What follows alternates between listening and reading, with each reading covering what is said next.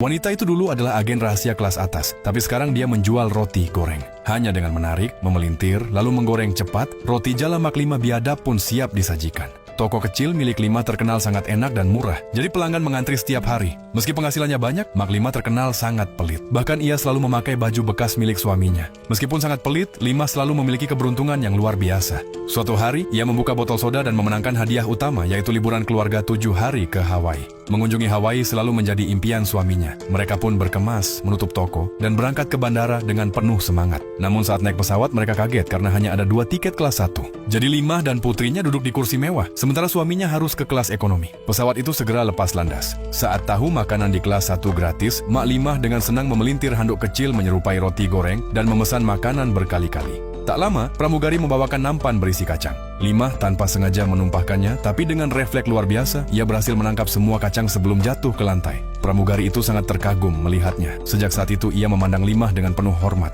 Sejak kecil, ia bercita-cita menjadi agen rahasia. Melihat refleks Lima, ia yakin Lima mempunyai latar belakang luar biasa. Ia bahkan bertanya apakah Lima bekerja untuk agen nasional dan memohon untuk dijadikan murid. Lima pun malu dan menyangkal bahwa dia warga biasa. Dia mengaku itu semua karena terbiasa membuat gorengan setiap hari. Ketika dia menolak untuk menjadi gurunya, pramugari itu pergi dengan kecewa. Lalu berjanji setelah penerbangan ini, ia akan membuka kios rotinya sendiri. Sementara itu, Lima yang kekenyangan akibat terlalu banyak makan merasa sakit perut dan bergegas ke toilet. Tepat saat itu, sekelompok penjahat masuk ke kabin, mereka menyandera pramugari, mengeluarkan senjata, dan mengambil alih pesawat. Dengan ancaman, mereka memaksa masuk ke kokpit dan merebut kendali. Anehnya, mereka tidak tertarik pada uang ataupun melukai penumpang.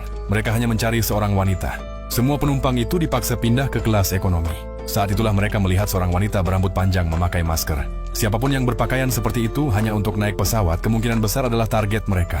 Pemimpin penjahat langsung menodongkan pistol ke kepalanya. Namun setelah maskernya dilepas, ternyata itu bukan orang yang mereka cari. Meski begitu, para penumpang kaget karena ternyata wanita itu adalah Jisoo, bintang K-pop terkenal. Semua orang berebut minta tanda tangan. Bahkan salah satu penjahat ikut berfoto dengannya. Sementara itu, Lima masih di toilet dan tak tahu apa yang terjadi. Saat keluar, seorang penjahat langsung menyerangnya. Namun Lima tak mau menyerah. Saat pisau diarahkan padanya, ia tak takut. Hanya dengan beberapa gerakan cepat, ia dengan mudah menjatuhkan penjahat itu.